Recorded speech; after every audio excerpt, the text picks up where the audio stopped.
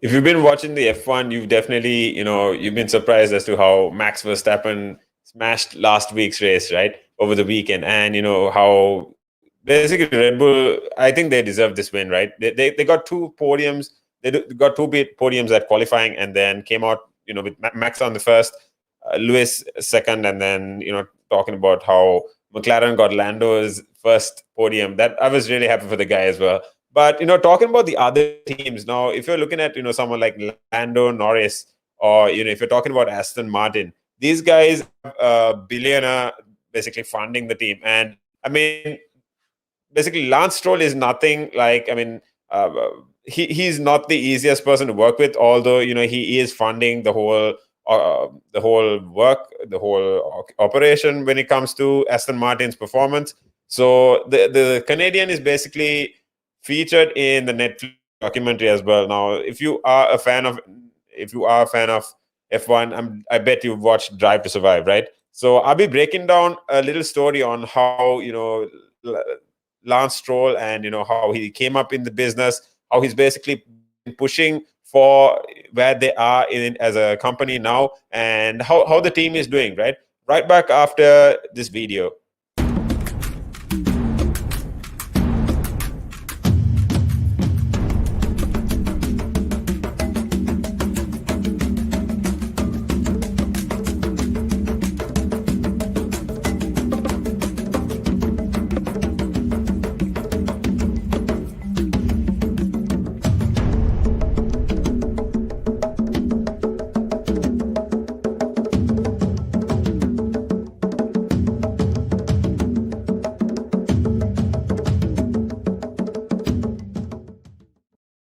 That's right. We're Relax Radio. That's without the X, but K and S, right? Relaks. So if you want to, reach out to us, reach out, join the conversation with us on Instagram, Facebook, Twitter. If it's YouTube as well, just feel free to, comment or just give us a call. I'm gonna put the number up here. It's 07852 473 473. It's 07852 473 473. So if you've been like a fan of F1, or if you are following Aston Martin, if you are following F1 in general, you are going to know who Lawrence Stroll is, right? So his son Lance Stroll is also racing. He is also in the F1 team, but this guy is basically a big figure in terms of how he has restarted the operation. And he I mean, they talk about how his brand has basically taken around a 500 million loss during the pandemic. And the pre-taxes losses were basically coming up to around 466 million. But from the earlier year, it came up to 120 million loss. Now, it's not the easiest for this guy, but we know that he's not giving a bad fight. So we know he's given a good fight because of the fact that he's investing with Mercedes, he's investing in partnerships for the engineering of Aston Martin. They are basically dominating now, and they're basically not I would say interrogating, but I'd say basically up and performing much better than they were before he came on board. Now he is a businessman, he is a billionaire for reasons, and I mean the way he is performing is looking at ROIs obviously, and then talking about how they are improving their skill, the team behind the pits, and even pushing for a different creative factor when it comes to the racing, right? So if you're keen on understanding how Lance Stroll basically came up to, the guy's about $2.6 billion worth, and I'd say that's around £1.8 million, but £1.8 billion. But then coming to the fact that he was on the business magazines of the billionaires 2020 list at 804, right? He was put 804th on the billionaires magazine. And then talking about how he made his money, he was primarily in the fashion industry. Now this guy was he bought Pierre Cardin, Ralph Lauren, and talking about his native clothing in Canada to the States, right? And then talking about how he invested in the designer clothes, Tommy, and then Michael Kors, helping him turn both of these into global brands as they are today.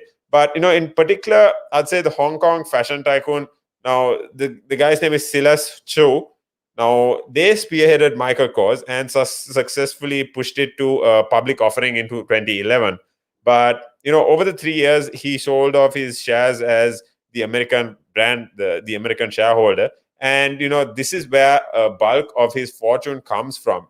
Now, if you are keen on, I mean, we know, we might talk about how Elon Musk and Jeff Bezos are fighting for the first place, but then it's the owner of the Louis Vuitton brands that is the third richest person in the world. I mean, he's averaging around there with he's averaging around there with Warren Buffett and Mark Cuban, these guys as well. So if you are keen on understanding how he made his money, and where when he bought Racing Point. So his son is he himself is a racing is a petrol head, I'd say. And then his son's name, who's the guy's name, is Lance. Like I said, he's basically now involved in F1, and I think, I mean, let's say, just my opinion, right? He bought the team and he invested in at the perfect time. His son was ready to race in F1, right? So Lance basically bought over Williams. Williams was making a huge loss, year on year on year, and the initial team had to sell themselves. If you watch Drive to Survive, you're going to understand everything from head to toe and understand as to why Force India was put into administration the following year. But Lance Stroll basically led a consortium to buy it.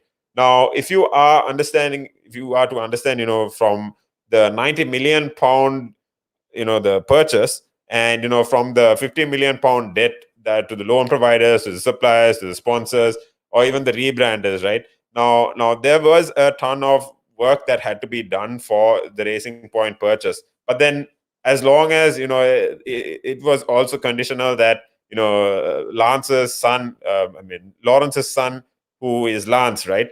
It was also conditional that Lance basically started racing as well in the next season alone. Now this was this was, I'd say, a long shot.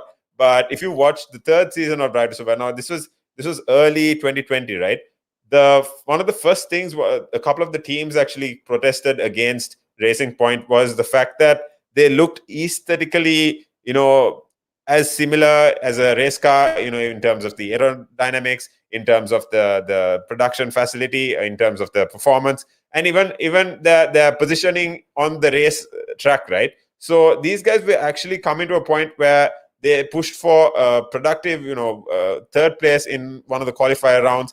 Red Bull came to the point of protesting against them. I mean, Red Bull is not the easiest team to impress. The Red Bull is not the easiest team to compete against because of all, I'd say, all of their competition and the amount of protests they put against other teams, right?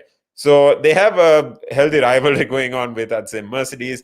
But then if you're talking about how these guys are, Racing Point is performing much better than before. I'm really proud of them, and to understand where this guy comes from. I'd say I have a lot of respect for him. Now, if you guys are keen on understanding, how you can actually join the show, if you want to add your opinion, if you want us to continue a conversation around the show, around what you want us to talk about, just feel free to message us. Feel free to DM us. We are on Instagram, Facebook, we're on Twitter, we're on YouTube. Just feel free to join the show. Your like I always say, this platform is a two-way conversation. Your opinion is always valued, right? And if you are keen on calling us, you can just call us up on 07852473473. Or if you want to contact us on Facebook, we go as Relaks Radio. We're on Instagram, we're on Facebook, we're on Twitter, like I said. So coming back to the story with Lance Stroll. Now, he basically talks about how he wants the first SUV model of the DBX. He wants to be involved in this as well, right?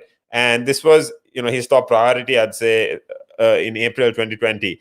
And in February, Aston Martin revealed losses of around 500 million pounds. This was during the races. And then Lance Stroll led to an investment of 182 million investment for about a 20% stake in the company. Now, this also made him the executive chairman. So I'd say, there was around 1,500 DBX vehicles that had pushed to help sell revenues in the final quarter of the third year, right? So this definitely, now bringing into these results, I'm pretty sure Lawrence basically, pushed for a lot of his influence in the company. So talking about how this confirmed around 200 jobs that were at risk, and then talking about how he restored profitability. And this was against all the backdrop sales that were in 2020. So according to Forbes list, like I said, the guy is worth about 1.8 billion pounds, and he's at the mere 804th positions in the Business Magazine's billionaires list of 2020. Now, if you want to know, if you want to join a conversation like this, if you want this conversation to keep going on, just feel free to message me on this number below. It's 07852473473. This is the Buzz. My name is Tim. I'm on this is Relax Radio. I'm on the Buzz, and I'm going to make some space for my friend Nick. He's going to keep you updated with more conversations around real talk. And I'll be right back with you tomorrow, same time, same place, all the way till 3 p.m.